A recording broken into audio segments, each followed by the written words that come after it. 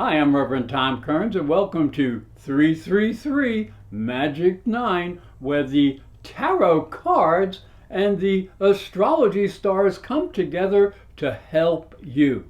There's a lot of exciting energy coming at you this month, and here's how you can use it to improve your life.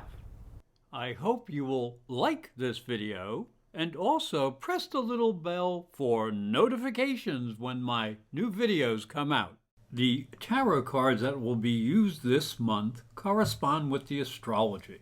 They are the Five of Cups, which represents loss and lack of vision; the Queen of Swords, which represents intellect and good judgment; the Fool, which represents the beginning of the journey; and the Hangman, which represents a change of perspective. Aquarius, the tarot card for the first week of the month, is the Five of Cups. It shows a despondent man looking at the ground. 3 cups of wine are spilled before him. He does not see the 2 full ones behind him, or the bridge leading to the castle in the distance. It suggests despair has overcome hope. This has afflicted the man with blindness to the future, which could bring joy and comfort to his life. This card suggests we need to reassess what we are experiencing and overcome any sense of hopelessness. Now, in a very general sense, the month begins with Venus, Mars, and Pluto conjunct in Capricorn. So for everyone, these energies expose secrets, instigate violence, and may put leaders in danger. The inner circle is the chart of the United States of America. The outer circle shows the transits for March 3rd, 2022. In the inner circle, you can see that Pluto in the United States chart was at 27 degrees in the sign of Capricorn. On the 3rd, Pluto will be at that degree, Mars will be at that degree, and Venus will be applying to that degree. So that puts a lot of energy on top of Pluto. Pluto represents Hades, the god of the underworld. And so this represents that can be a lot of unusual, deep psychic cleansing that needs to be done. So anyone who has been abusing power will have to be very careful. Mars also is the planet of war, the god of war. And so we've been hearing a lot about war with Russia and the Ukraine. So that's in the news. And speaking of the news, Neptune by transit is in exact opposition to Neptune in the United States chart. And so this is why there's a lot of disinformation in the media, and it is not serving the people very well. Neptune also represents socialism. The Communist Manifesto was written under the power of Neptune. And at the same time, Mars in the United States chart is squaring Neptune in the transiting chart. So we have an awful lot of very challenging energy that is in the world and coming to a climax point where a lot of energy is focused, and again, it's in challenging ways. But it also represents a possibility of death and rebirth. And again, that's a very important issue, especially when Pluto is involved with Pluto. That is the first transit.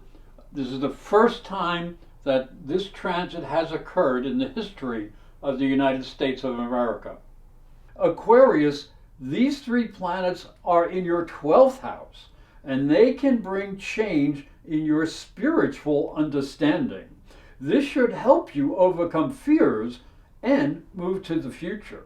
Mercury, Saturn, and the Moon are all together in your 1st house, and this can bring changes in your personal energy and expression.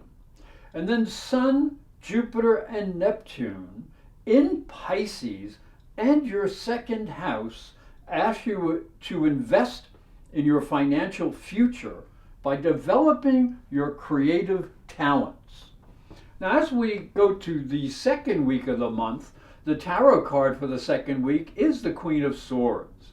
It shows a queen seated on a substantial throne, holding a sword in her hand. She appears to be gesturing to her subjects. A bird flies above her in the sky. This suggests she is in command, especially in anything that deals with knowledge and perception. She is very capable and will not accept any type of false information or manipulation. So as we look into the astrology for the second week, it begins with Venus and Mars moving into Aquarius and your first house. So this is a positive aspect that energizes your personality. It can bring opportunities through your personal efforts and new ideas. Be willing to use all your charm to help you get ahead. The moon will square Mercury, and you are going to have to control your emotions because this is from your first to your fourth house. So there may be some opportunities to build a deeper sense of personal security and confidence, but you may need to adjust to changing situations. So move slowly, especially in emotional issues. The tarot card for the third week of the month is the Fool. It shows a young man who is beginning a journey. He is traveling with his staff over his shoulder, and that contains only the necessities that he needs. He's holding a white rose in his other hand. Next to him is a small dog who accompanies him on his journey.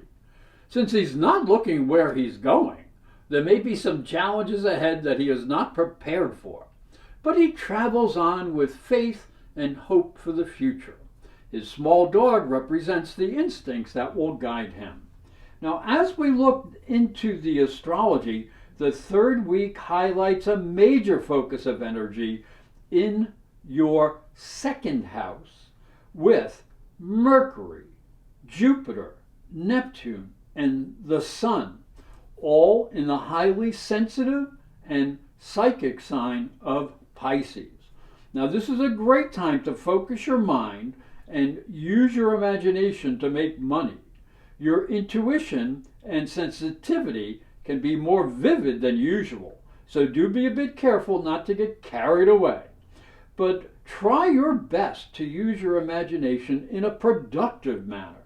You may find that you know how to influence people's feelings, helping them sense the value of a new potential gives them hope for the future.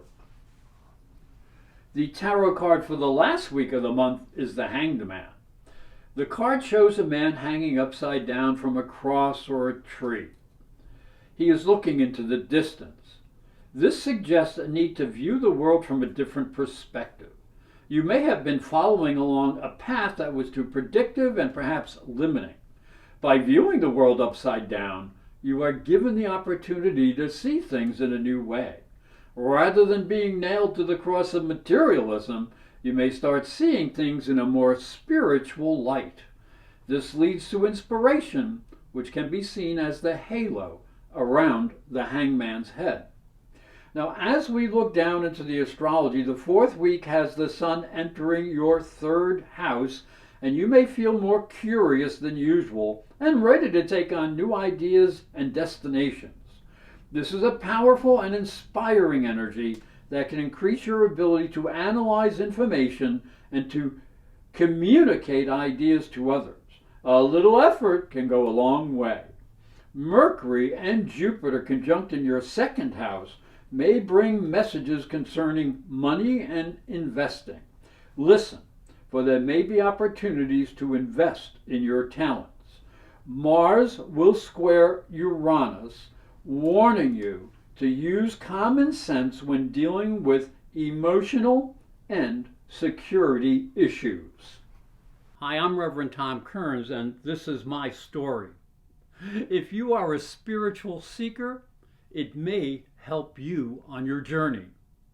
I believe your spiritual development is as important as your religion. If you look at Christianity, it focuses on the life of Jesus. But Jesus was never a Christian. He was Jewish. If this thought intrigues you, you'll enjoy my new book, Light from Water, Freeing Jesus. It's available on Amazon.com and through fine bookstores. And it may help you on your spiritual journey. Thank you for watching. Thank you for listening. Please like this video, subscribe, and ring the little bell to be notified when new videos come out. And if you'd like to arrange a private psychic and spiritual reading with astrology, just go to my website, internetpsychicreadings.com or professorastrology.com.